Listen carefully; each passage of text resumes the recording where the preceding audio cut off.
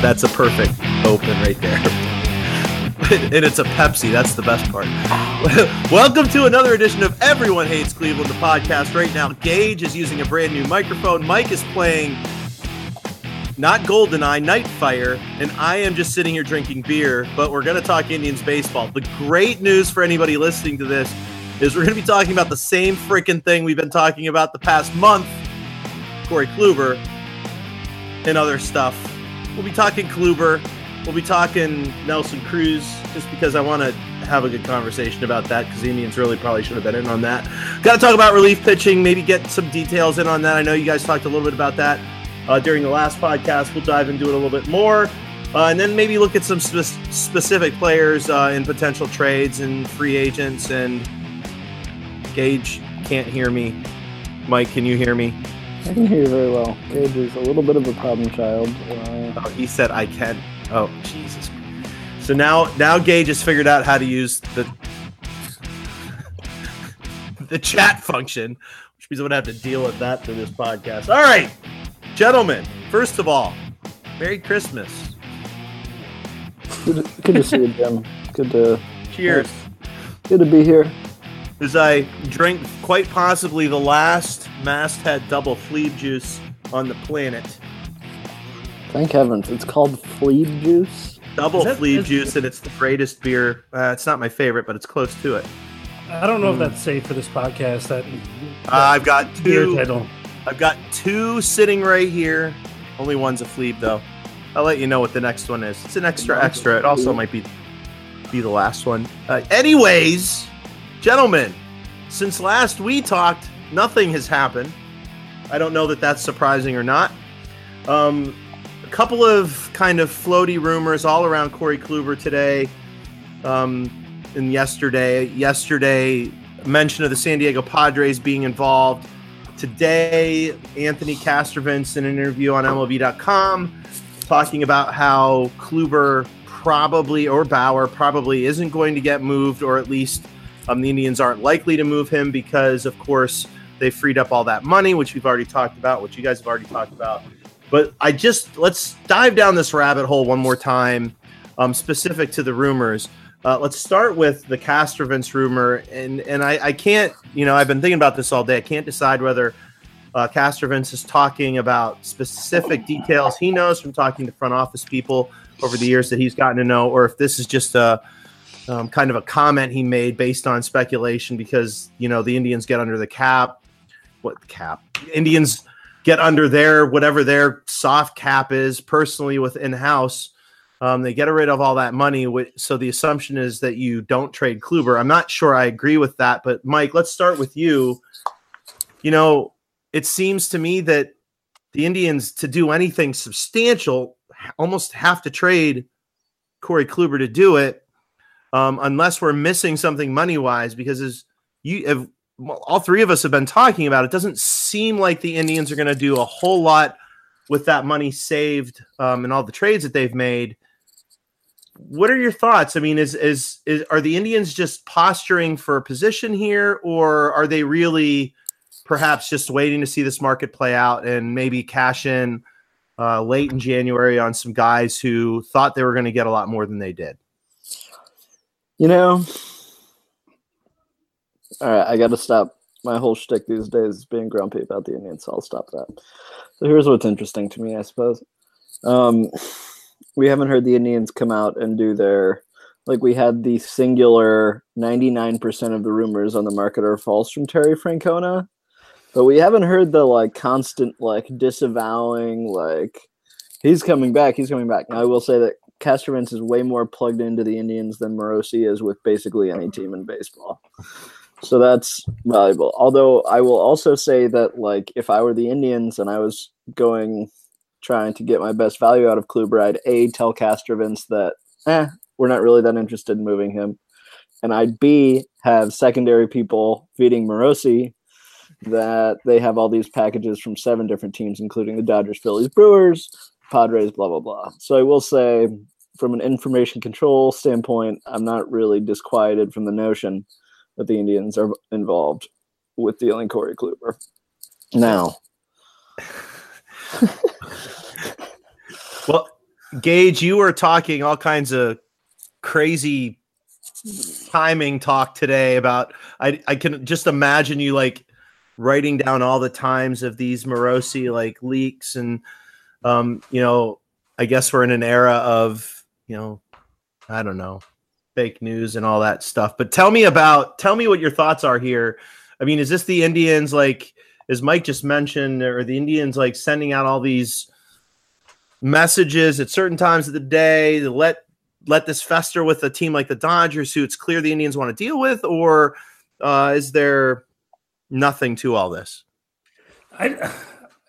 You should see my Google Docs over here. I got a whole spreadsheet working with times. No, I just feel like everything with the Morosi has come out around the same time. It's like 5 or 6 in the evening, and it just strikes me as kind of weird in today's 24/7 news cycle range. Like if maybe it's just when he's diving into these things. Who knows? But I do agree with what Mike said. If the Indians are really good at slamming the door on rumors that are kind of out of school, this one has just kind of festered too long for me to think that they're not going to end up trading one of them. I'm even with the Castro news today, the Castrovins news today, I'm at like 90% that they're going to trade one of them. And that's probably more than I was 2 weeks ago, to be honest with you.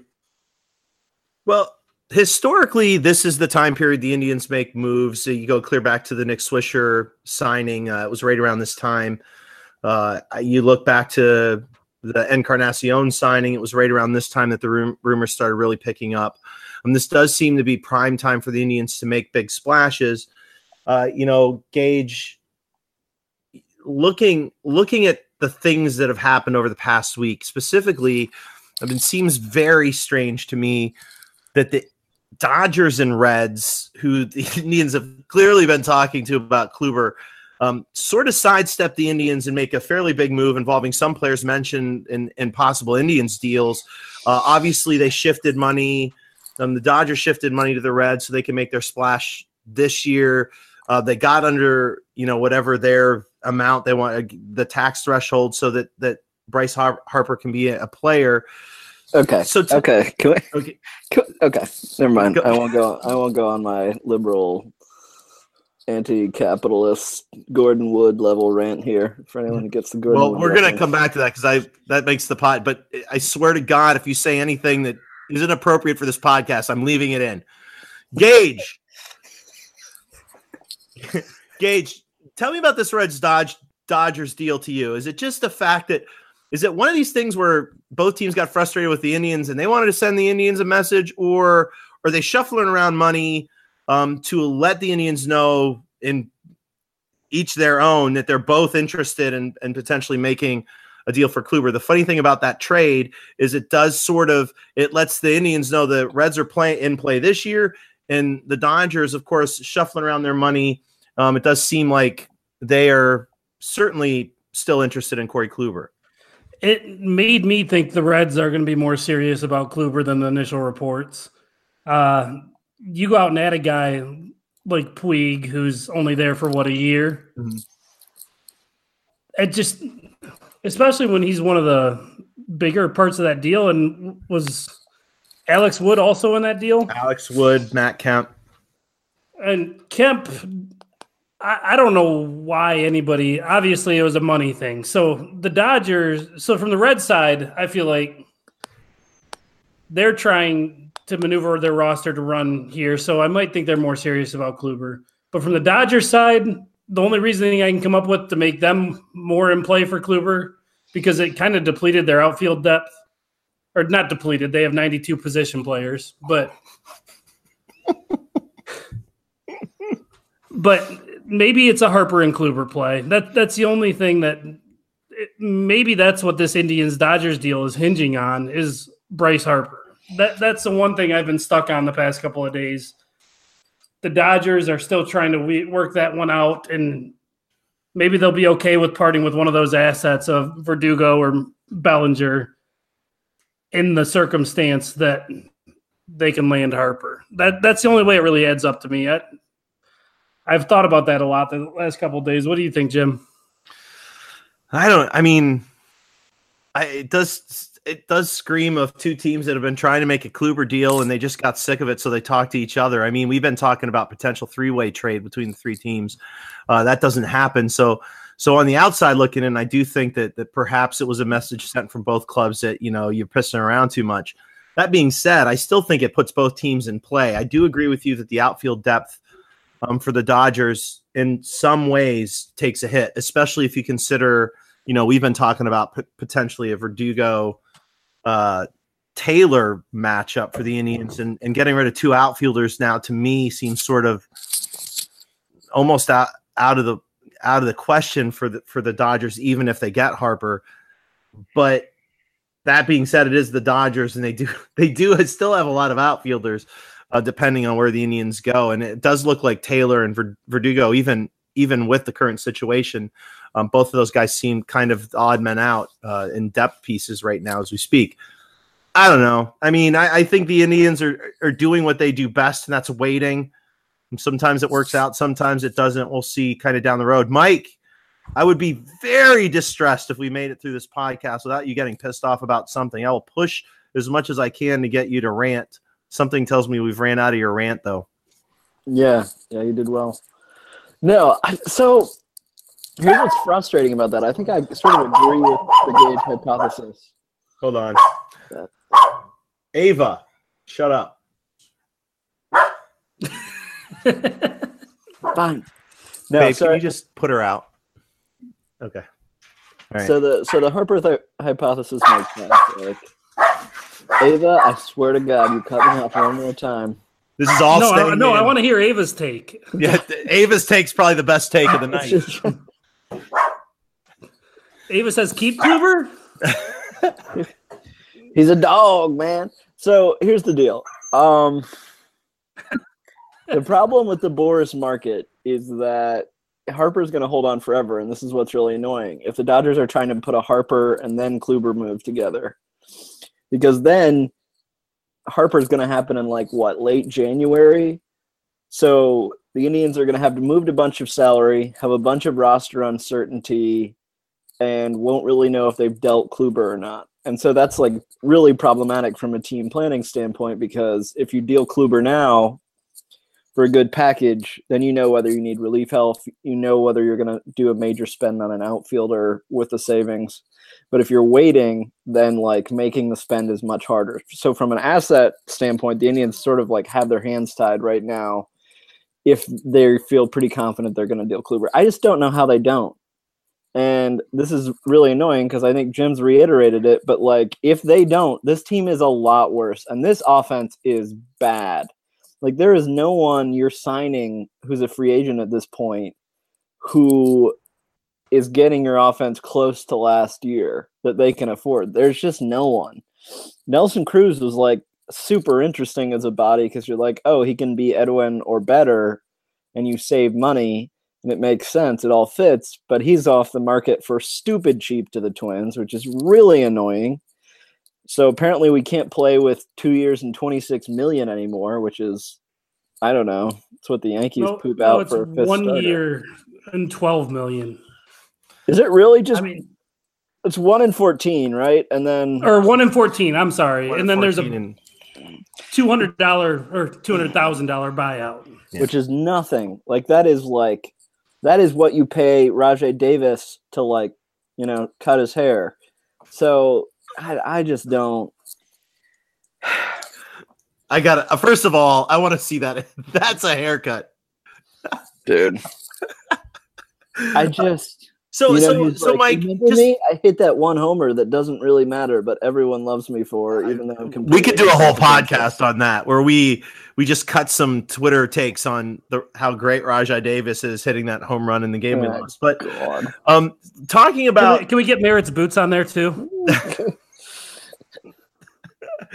Oh God. Okay. Nelson Cruz. Good segue. Gage. What's the message being sent by the Indians not being players for Nelson Cruz? I mean, there's a lot of reasons that it could be, but he does definitely seem like a good fit for the Indians, especially considering what we've gotten rid of thus far and the price tag that Mike was just talking about. Is it just simply a guy they're not looking for, a guy they're not looking at? Is it because they're holding back, knowing that there are other deals in the making, as Mike alluded to, or are we really in that big of a financial crunch right now? Are we going to use attendance as an excuse, bad TV deal as an excuse? We keep talking about BAM Tech money, which we're never going to really know about.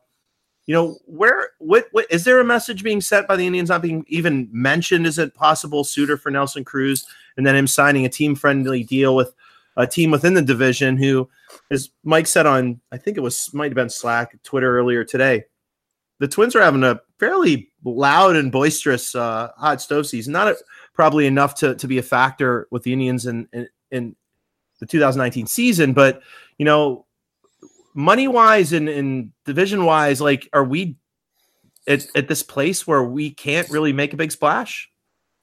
Let's talk fit-wise first, because I think there might be a chance, and I don't necessarily agree with this, but let's say they don't buy Bowers in the outfield a whole lot. Then they shouldn't have dealt for him. But Mike, I agree. Carlos Santana is going to play in the outfield. Come on. We got to let Gage finish. Sorry, Gage. I'm sorry. I'm going to let you finish. Seriously, though. So, wait a second. How do you get Bowers and Santana, and you put out that Santana is going to be the outfielder? It's not great. How is that a thing? It's not great. Okay, I'm sorry. Do we not remember 2 years ago? Sorry. All right, Gage, I apologize. See, this is what happens. Sorry. It didn't go like this with you and Mike, and I apologize. I'm sorry. I'm going to drink my beer now and not say words. Drink your Fleeb juice. It's like a banana. Jeez. So, is this like, was that Santana in the outfield leak? Like somebody just effing with, I can't even remember who leaks it. Who leaks that one? I hope so. Because that just feels outlandish. Like, I don't know. To be fair, Brantley dragged his carcass around left field last year, so I don't even know if it's outlandish anymore, but what are you going to do? Good outfielder. Fundamentals, man. He looks really smooth. Throw the smooth. ball to second base. Like he looks smooth with a walker, chasing down doubles. It was good to know that he decided he wanted to play first this year, though. I'm sorry. I'm going to shut up again. I've cut Gage off. I'm about ready to jump in. Go, Gage. Or maybe the other Nelson Cruz aspect is maybe they just didn't like they didn't want to pigeonhole themselves flexibility wise for the rest of the offseason. I'm reaching here. I really don't get it. Nelson Cruz was the perfect bat. 30 home runs to throw in that lineup. Him and Santana can give you everything and more that Yonder and Alonso, you hoped Yonder and Edwin gave you last year for the same price as they would have cost this year. It doesn't make sense to me. If we're going to swallow this crappy pill that the Indians have no flexibility, it's so rude that they can't sign Nelson Cruz because, like, he's the perfect deal. It is a 1-year limited commitment with very little risk. And if we can't do those, it's over. Roll it up, trade Ramirez and Lindor, and Mike can just go drink red wine somewhere and be a lot happier about things. No, if you can't do those moves, then you pay somebody, you give somebody Yu Chang to take Kipnis off your hands and to make that move. And I like Chang, but if you're that bad off, I just don't buy it. There had to be something they saw that they didn't really like and want to go to that price like for a legit contender. Like, sorry, we jumped on each other. The other thing, Bowers has to play left field or that deal was worthless. The whole point of that deal is you're trading in an infielder because you can't deal Kipnis for an outfielder with similar potential. And if he cannot play left field, it was a miss. I think he can. I think he's going to be productive. I like the deal. But if you're not playing him in left field and we're not signing a DH because Santana has to play first, then this has been a total screw-up. The Indians are in way over their heads, and they're a lot worse. And I'm really not into that right now. Well, and we've talked, I don't know, Mike, I think it was 3 years ago we had a podcast talking specifically about the DH in the Indians lineup and the Indians potentially using that as a flex position to give guys a break from playing in the field. 3 years ago, we were talking about Kipnis as being a potential guy there. Boy, wouldn't that have been nice to have him be able to not be in the field. You know, I mean, doesn't it seem to me like it sets up perfectly? You got Santana at first, you've got Bowers in left or right. and then you still sort of have that flexi DH position, or you can go out and get a Nelson Cruz to be the DH. I mean, to me, it seems like you'd want to keep that DH position unfilled right now, especially considering the fact you have two guys that can play other positions. See, I'm going to disagree. I don't know what I think. The Indians have this system development failure where we can't put out a bullpen arm and we can't put out a fat dude who can hit 30 home runs and DH. Like CJ Cron, you have these guys like Justin Bowers gets, whatever. He doesn't get tendered a contract. You have Cron who's dealt he's DFA'd and he's not tendered a contract. It's like you're getting guys who have 30 home run power and 115 WRC plus who are getting cut by other organizations. And we can't just pump that guy through for $500,000 for 3 years. And that's a huge problem. You just got to get a fat guy who hits the ball really hard and he DHs. And the Indians have not done that. And so it's like, yeah, I agree with you that it would be really nice if it was a rotational position, but we're looking at center field sucks offensively, right field sucks offensively, catcher sucks offensively, second base isn't great offensively. All these huge steps back, and it's like you got to buy offense somewhere, and the cheapest place is DH. Go do it. Well, maybe in fairness, maybe that's something down the line. My fear, though, is it does seem like, just based on the leaks we've seen, it does sort of seem like Bowers is going to be DHing, but that maybe isn't the case. All right, DHs, I'm done, man. I'm done with this shit. All right, so this is where I was going to jump into the relief game, but I do want to talk specific teams again. We've been mentioning the Reds and the Dodgers. I want to jump into the Padres here. I don't think any one of the three of us think the Padres are going to be a team that deals with the Indians for Corey Kluber. It makes zero sense, other than the fact that the Padres always seem to be ready to dip their feet into being real contenders with their 800 prospects. Let's look at them, though. I mean, for me, it begins and ends with Fernando Tatis. And I mean, the Padres would kind of be dumb to trade Fernando Tatis. Like, if Tatis isn't on the table for the Padres, it's a done deal. And since he's not on the table for the Padres, why mention the Padres? Mike, start with you. Oh, that's a really good take. Yeah, I have no idea. Padres are just like, they're bait, man. I mean, it would be nice to get Luis Urias. I mean, he's a player, and there's some Altuve in him, I think. But I love Tatis Urias. is but past him, can you put together a deal without the homers talking about bringing Mejia back? No, you really can't. And to be fair, I'm not being fair. I mean, the Padres don't make sense. Just like the Brewers and the Phillies. Like this is where the Indians are kind of screwed. Like, the only good deals you can get are from the Reds, and they're from the Dodgers, and probably just the Dodgers. And there's an extent to which you just got to lever the Dodgers somehow. The Padres, it's like I mean, I guess Margot's a starter now, but he's never going to be a star. He's 2 years into his career already, so we're talking arbitration in a year plus. Like that catcher Hedges is like, he's a great framer, but he can't hit. He's just Roberto Perez, but slightly better offensively. And who is the other guy? Hunter Renfroe? Like, another guy like you should put out as an organization. He's a platoon bat who hits a bunch of home runs and strikes out all the time. You got to put those guys out. It's like we dealt for Jordan Luplow because we can't develop fringe, like, solid bench pieces. This is ridiculous.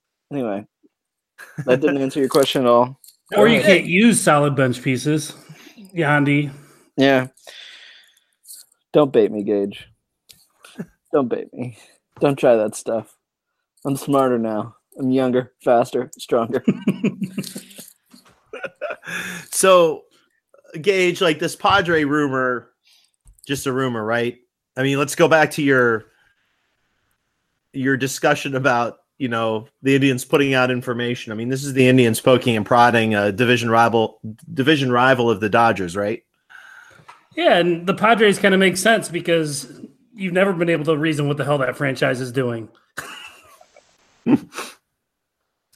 Yeah, and I mean, we've opened up. We did the Brad Hand deal, so it's obvious that the teams have been talking. There's obviously players the Indians have talked about, and obviously everybody on the planet has asked them about Tatis, probably Urias.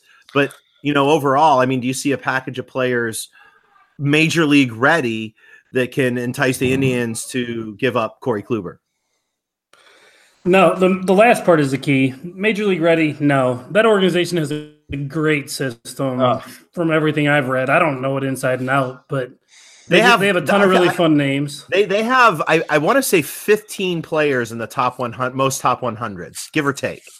Which is insane. But how many of those guys are above high A or just broached double A last year? They're not ready.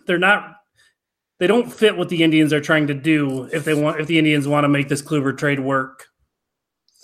And it feels like this is where the Padres just try and consolidate like a bunch of those guys into a better asset, right? Like if you're the Padres, you love the idea of saying like, here's 3 like top 100 prospects who are in high A. We're going to consolidate him for like Corey Kluber for 3 years and sort of accelerate this when we have like Tatis, Mejia, and others breaking through. It's just like, but it scares me. It's just a deal you can't do if you're the Indians. You cannot do prospects that far away.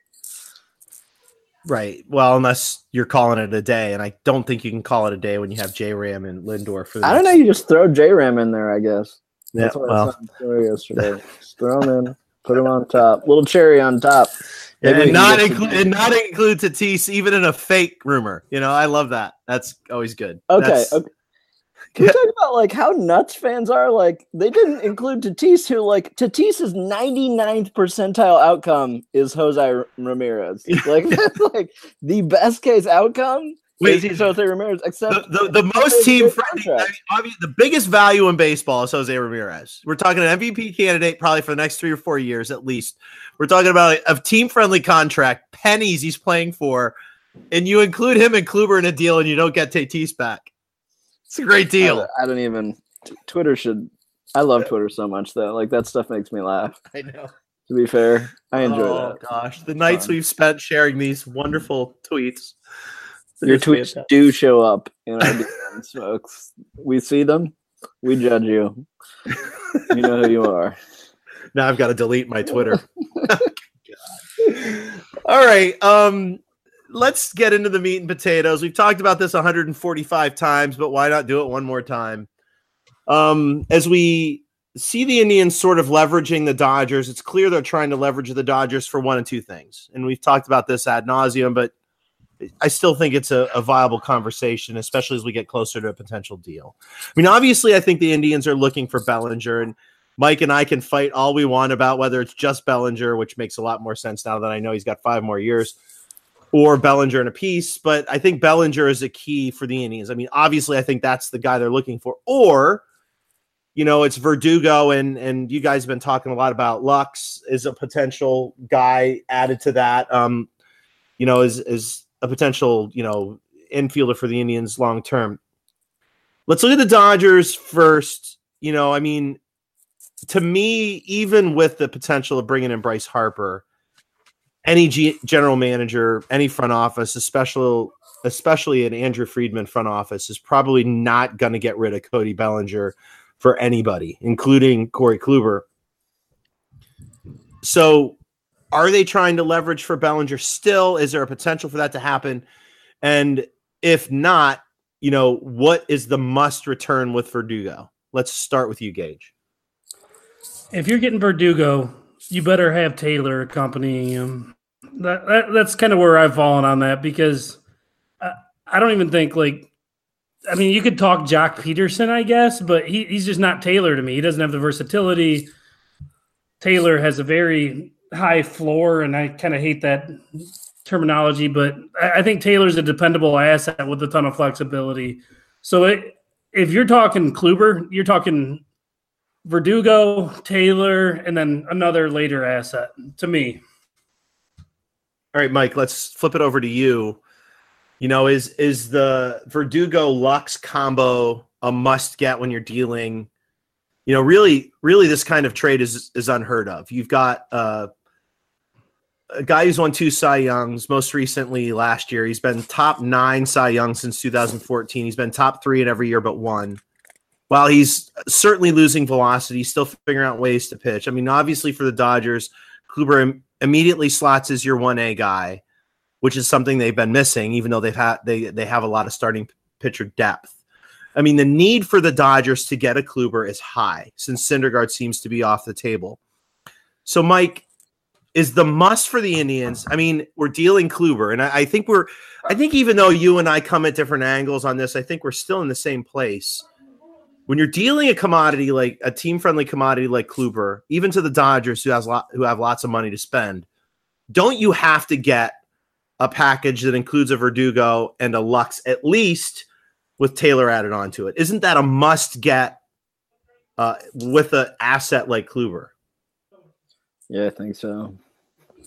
I love Verdugo, Taylor, and you could talk me into a bunch of different guys on the other end. Taylor, to me, I just think that versatility is like all of modern baseball now. And if you have Taylor and Jose Ramirez on the same team, you're in awesome shape in the playoffs. That's a great mix and match. I really am much higher on Verdugo than I think some other people are. So I would be pretty happy with Verdugo Taylor itself. I'd really like a good third piece, probably just like a guy who you think can appreciate in value and flip at the deadline for another asset. I think that's sort of where the Indians are positioned right now. So, but yeah, to me, Verdugo just has these great contact skills. He's hella young. These are just the guys the Indians maximize. I just think, Bellinger, man, that'd be a coup. Be a coup. Well, and if Harper waits, like the Dodgers aren't dealing Bellinger until they sign Harper, right? Like they're not going to take a chance and deal Bellinger without knowing Harper's coming in. So how does that play out? I mean, do the Indians wait? Gage, I'll throw it to you. Mike's already kind of talked about this. Are we in an impossible waiting game? Is this like circa LeBron 2010 where we, as the Indians, can't wait too long because they're going to miss out on everything? Or are they okay waiting till July if they don't get the pieces they want? This does seem to be a pattern that the Indians front office has played virtually since 2000 when Shapiro took over. Is this just what we're going to have to deal with? I mean, they didn't learn from their mistakes. Like last year, they dug themselves in a hole where they just couldn't climb out.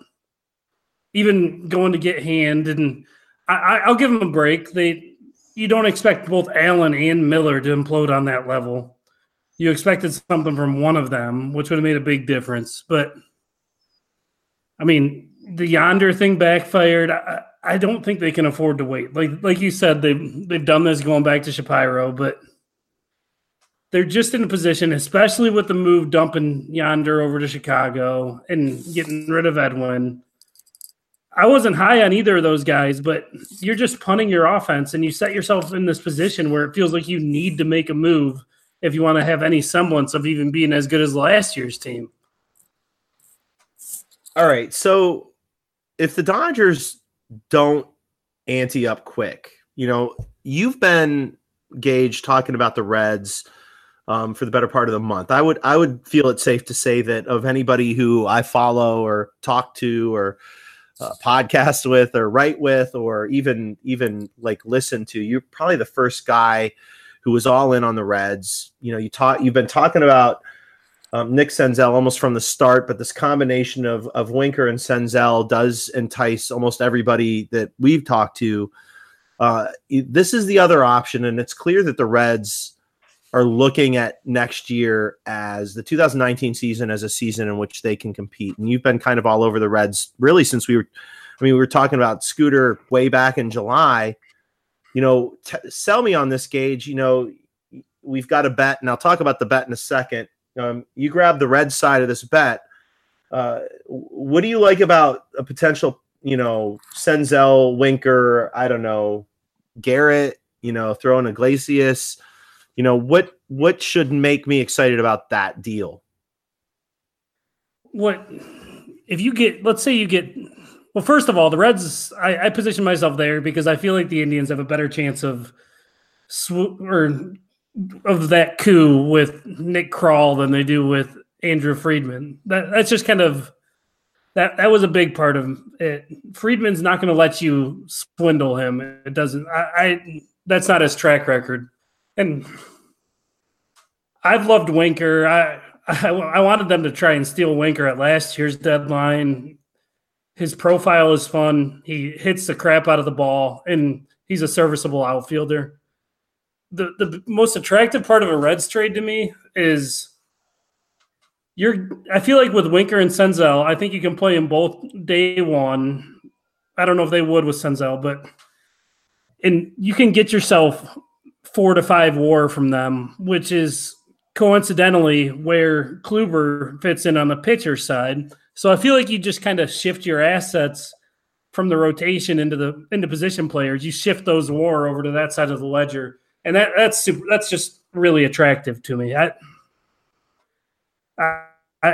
And Senzel obviously would be a great get. Trammell I've seen mentioned a ton, but it still feels like he's a year away from everything I've read. Maybe I'm wrong there. I don't know a whole lot about him, but I just know a lot of people are comparing him to about 8 guys that we have just acquired. Yeah, you want a Daniel Johnson, a Tyler Naquin? We literally have 17 center fielders. There's 17, and I don't know that any of them are going to actually play for the Indians this year. Well, they probably all will because he may not do anything. And Hattery's been on the Reds side too. I think he likes the Reds packages just as much as I do. I feel like a deal on that side is more likely than the Dodgers. That's my main point. I think you've been fairly bullish on the Reds without the moves that have been made this offseason being a potential contender, sooner rather than later. And I think, you were very bullish on them making a splash long before they made a splash. I think, you've been kind of all over that. I don't know if it's because of where you live or what, but you seem to be all over the Reds with regards to that. And clearly when you go out, when you make a move and you bring in Puig, who's 1 year, and you've got Kemp, short-term signing, Wood, of course, you get a pitcher, but adding Kluber to that mix makes him, obviously a contender in the National League. I guess, Mike, shifting over to you, is there a scenario where a package for the Reds is better than a Verdugo package? Yeah, it's Senzel and Winker. I like Senzel a little better as a centerpiece than Verdugo. Not a lot, but Winker is a big deal to me.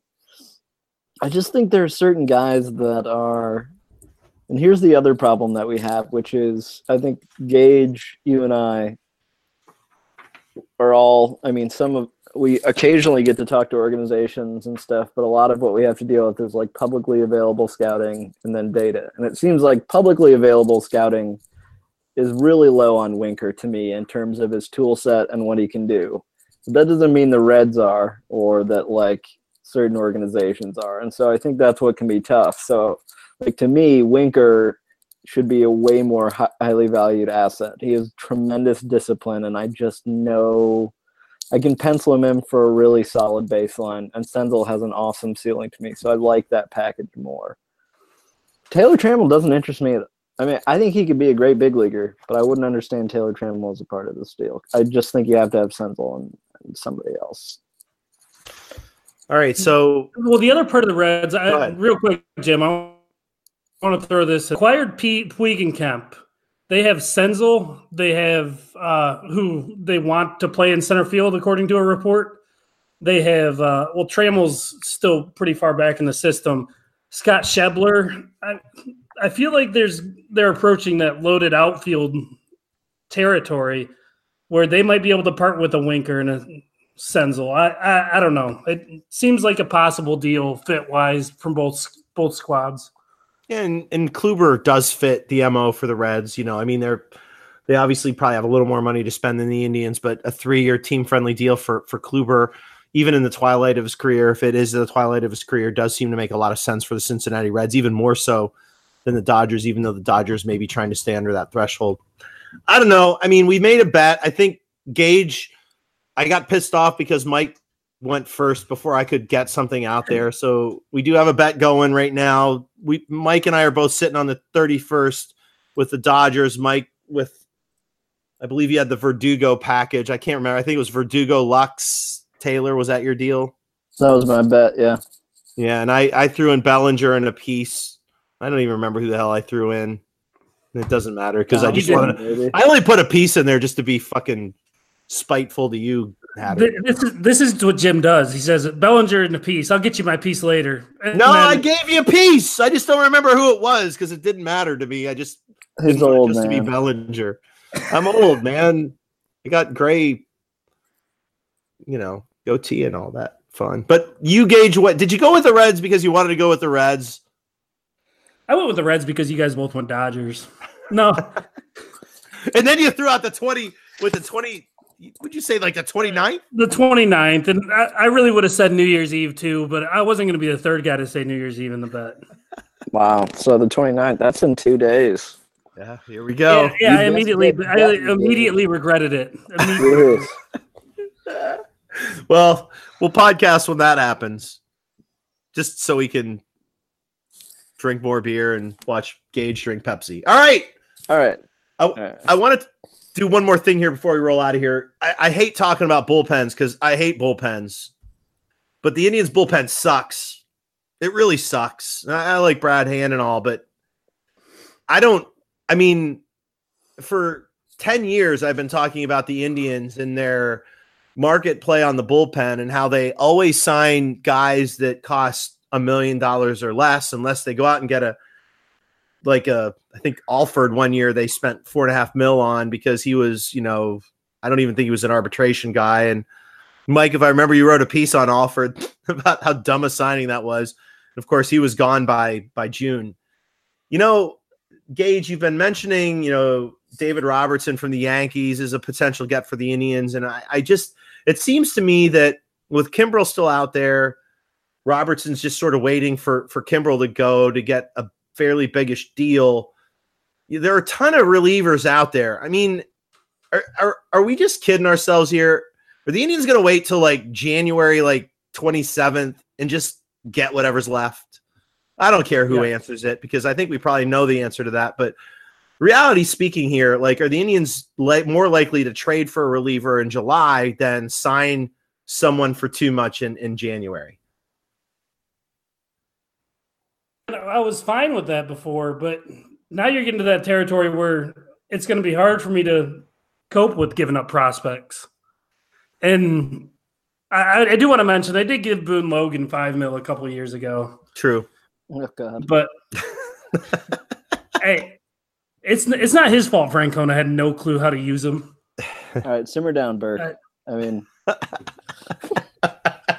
I heard that on the porch 30 times. I appreciate it. You got to have – go ahead. Oh, I was just going to give the floor to our resident grouch, whatever you want to call him. Wow. He's made it this far without doing something that makes me want to punch him in the nose because I have to spend 3 hours trying to find it. He's going to ruin everything right now. I can feel it. I just think so much is dependent on what you do with Kluber. I just think so much swings on this. But I also think that's really difficult because I don't think they're determinative that they're going to deal Kluber. But it's if you deal Kluber and move another $12 million, it's you have to go sign an Ottavino Robertson type and then hand Robertson and you figure out the rest isn't brutal. Olsen is a good matchup piece. Go get Oliver Perez again. He's a good matchup piece. Then you have enough lefties and then you just need to get who or Jeffrey Rodriguez to figure it out in the bullpen and all of a sudden you have a good bullpen. So to me, I can do that. But I got to know what's going on with Kluber. Pretty fast. This whole offseason is just it's just so tethered to him. And they also just have to suck it up and spend money or I don't know. I guess, we talk about how wild card the playoffs can be. I guess, when you're in this Cleveland Indians culture, you wait for the moment where they make big splashes. And the Indians have done plenty of big splashes over the past few years. The Encarnacion deal is a big splash. The Hand deal is a big splash. The Miller deal was a big splash, potentially getting a catcher at the same time that they didn't get. But it's not like the front office isn't trying to do their best to do these types of things. But it seems like when they have the time and the money to make the moves, to maybe tilt those odds into their favor, it does seem like that's when they don't, because they play the conservative card. And again, I guess this is the fan in me, and I mean, I understand smart baseball, and I understand metrics baseball, and I understand the analytics of it all. But it does seem to me, when you're a team like Cleveland, who hasn't won a World Series since '48, it would be nice when you're in a moment like we are right now to see the Indians going out and maybe pushing forward a little more than they do, even maybe unfairly a little more than they have. It's my final take on that. I don't think they're going to do anything with the freaking bullpen. I think they're going to wait until July. I hope I'm wrong. Maybe the Reds deal will solve that. Maybe they'll get an Iglesias or a Garrett. Maybe that'll make me happy, but I hate bullpen, so cheers. Here's my parting question. Does Dan Otero pitch another 40 games with the Indians? Because if he does... Well, let me ask you this. Of all the guys that are going to be in this bullpen, who the hell is Terry Francona going to trust? Is it a guy because his numbers say to trust him, or is it a guy who's just been there? And I mean, whoever's listening to this can answer that in your own head. But yeah, I think Otero is going to get a whole shitload of innings. Plus Otero too, John Edwards. Yeah. Who doesn't love John Edwards? Yep, that's going to happen. That's a thing. You ready for 110 innings of Otero and Edwards? And Hoyt. Hey, all right, on that note, I don't know if we're going to be talking to you pre-New Year's Eve. I don't know. Maybe they'll make a move by then. If so, we'll probably be on here. So happy New Year's to everybody. I don't know. Any parting shots? Hey, I know. We haven't talked about Tristan McKenzie in the bullpen. Don't yet, because I'm going to have a piece coming out. I don't know when. Tomorrow's Friday. Maybe tomorrow. Okay. Probably the best pitch I've ever heard. Are you really going to write him tonight? I already have 900 words in the can, basically ripping on his health. Okay. I don't know. 3,000 more to go. So yeah, maybe. I don't know. I got 2 more beers in me, and I'll type until I'm done. All right. On that note, Happy New Year's. Unless we see you again, and then forget that, and we'll say it again. Peace. Go Tribe. Have a good night, everybody.